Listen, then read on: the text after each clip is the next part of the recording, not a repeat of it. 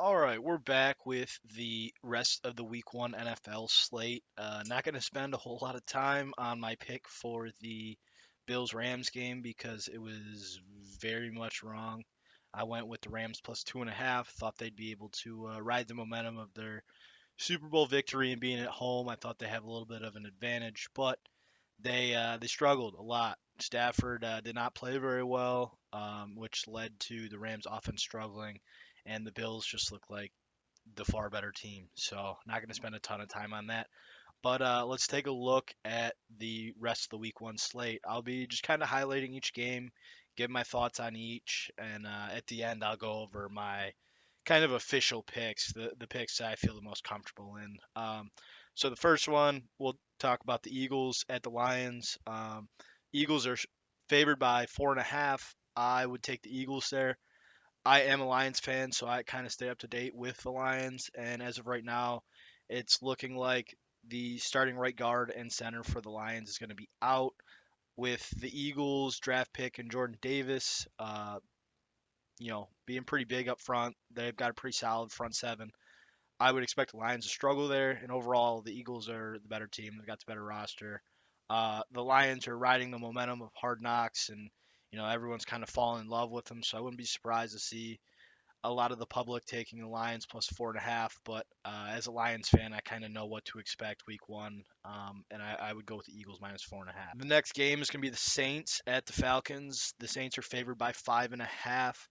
Falcons have a new quarterback after Matt Ryan leaving. They brought in Marcus Mariota and they drafted Desmond Ritter. The Saints also have a new quarterback in Jameis Winston coming off his injury. So that'll be interesting to see how both quarterbacks do. Personally, I like the Falcons plus the 5.5. I think Mariota brings a little bit of a threat to their offense with being able to run out of the backfield. And I'm not a big fan of Jameis Winston when it comes to playing quarterback. I think he's a funny guy, but I think he makes some questionable decisions sometimes, and I think it'll take a minute for him to get in a groove and get comfortable without Sean Payton being their head coach. So I would favor the Falcons plus 5.5. Then we had the 49ers at the Bears. 49ers are favored by 7. I don't think there's much to say about this game. The Bears are going to be bad. They traded away Khalil Mack. They let go. They didn't re-sign Allen Robinson. They're kind of retooling with a new GM and head coach. They do have Justin Fields.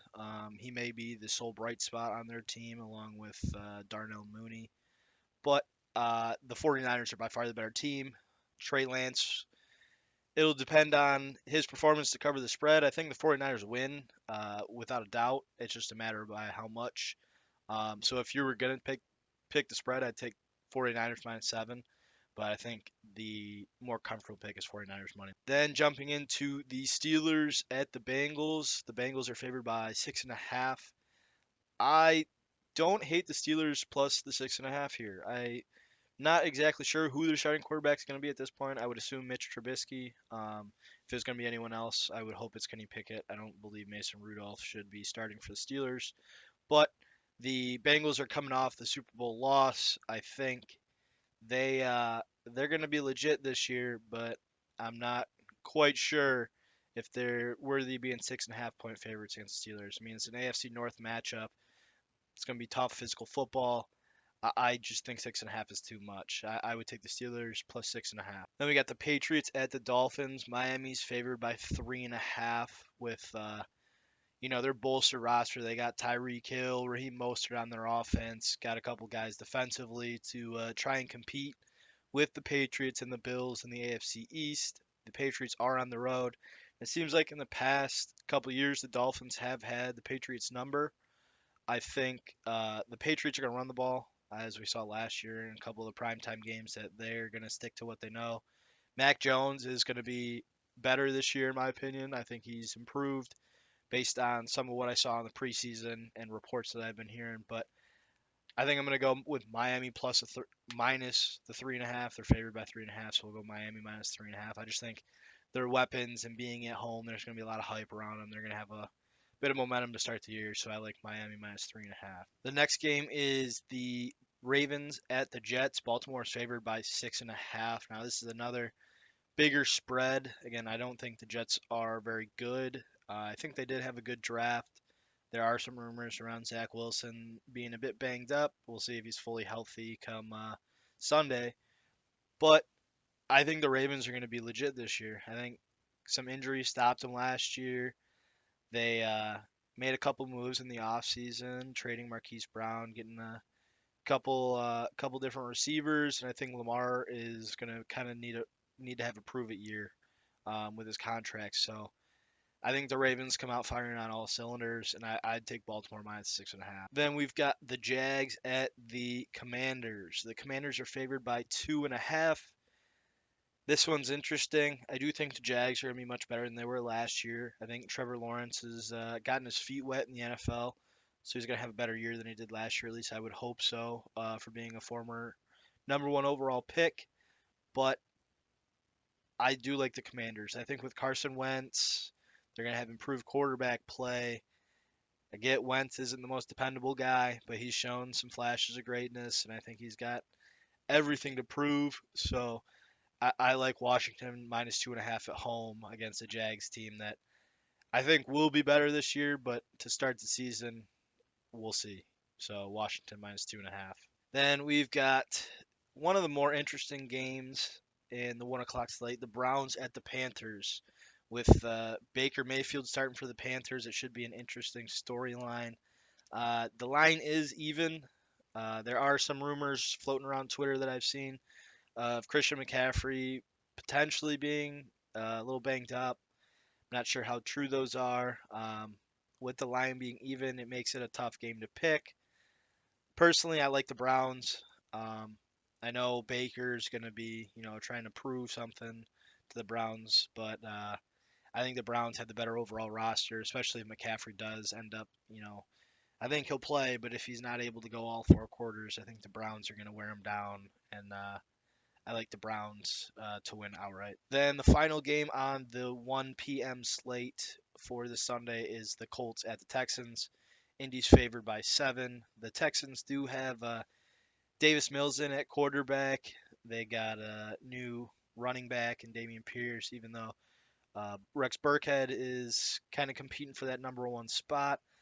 I just think overall the Colts are they're gonna win this game, or at least they should win this game by a good margin. I think 7 is a good spread. Again, Matt Ryan, new quarterback. Jonathan Taylor coming off, a phenomenal year.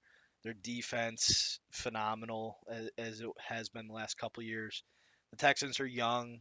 I think they do have some talent, but they're going through an entire rebuild, and the organization's kind of in a little bit of a mess at the moment. So I like the Colts to win by 7 on the road. So Colts minus 7 is my pick for that one. Then jumping into the mid-afternoon slate, kind of just going to rattle these off as some of them are, not going to be all that close. New York against Tennessee. Tennessee's favored by 5.5. I'm going to go with Titans. Daniel Jones, not convinced. Saquon Barkley, he's a dude, but we'll see if he can stay healthy. Derrick Henry's coming back. Should be fully healthy. Titans have something to prove. Ryan Tannehill's, playing to keep his job, so I think he's going to come out and fire on all cylinders. So we're going to rock with Tennessee minus 5.5. Then jumping into Packers Vikings. Vikings are at home. Green Bay's favored by 1.5. The Packers are down Devontae Adams as he was traded to the Raiders, but the Packers still have Aaron Rodgers, and it's hard to bet against Aaron Rodgers. So I'm going to be taking the Packers minus 1.5. I mean, it's basically a pick 'em game with a 1.5 point spread. I mean, if the game's settled by 1 point, fantastic, but it's hard to bet against Aaron Rodgers, so Green Bay minus 1.5. Then we've got the Chiefs and the Cardinals. I'm going to rock with Patrick Mahomes and the Chiefs. The Cardinals are without DeAndre Hopkins, so I don't know who Kyler Murray's going to have to throw the ball to. I mean, he's missing one of the top threats in the league. Uh, I just think the Chiefs are the better team here. They are on the road, but as we saw last year, towards the end of the year, the Cardinals struggled. If it's been like the last couple of years, the Cardinals could come out strong and win a couple games that they probably shouldn't. But I still like the Chiefs minus 6 here. And then for the last 4:25 game on Sunday, we've got the Raiders at the Chargers. This one is going to be extremely interesting. I'm really excited to watch this game. I think the Raiders are going to be really good this year, and the Chargers are going to also be very good.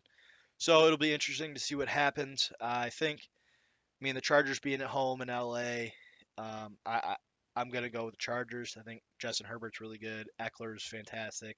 Keenan Allen, Mike Williams, I mean, Rashawn Slater, they've got a fantastic offense. And I mean, the Raiders do as well. I just don't, I think the edge between Herbert and Carr is going to be pretty substantial here, and I really like the Chargers -3.5. The Sunday night game and Monday night game, I'll have individual videos coming out for those games where I go a little bit more in depth. Coming out later this weekend, but just kind of go through the picks that I would probably stick with if I were to pick a couple. I'd rock with Atlanta minus the 5 or Atlanta plus the 5.5.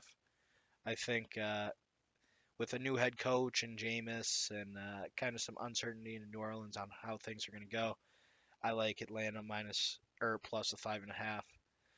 I like the 49ers -7. I don't think the Bears are very good. I think the 49ers are going to be pretty solid this year. They struggled a little bit last year due to injury, but I think they're by far the better team. The third pick that I'm going to be rocking with is the Commanders -2.5. Again, I mentioned I do think the Jags are going to be better, but they're still very young. Commanders have potential. With Carson Wentz as their new quarterback, they still got Terry McLaurin, Gibson at running back, and some other weapons on offense. I think the Commanders have a ton of potential this year, and they're at home, so I'm going to take them -2.5.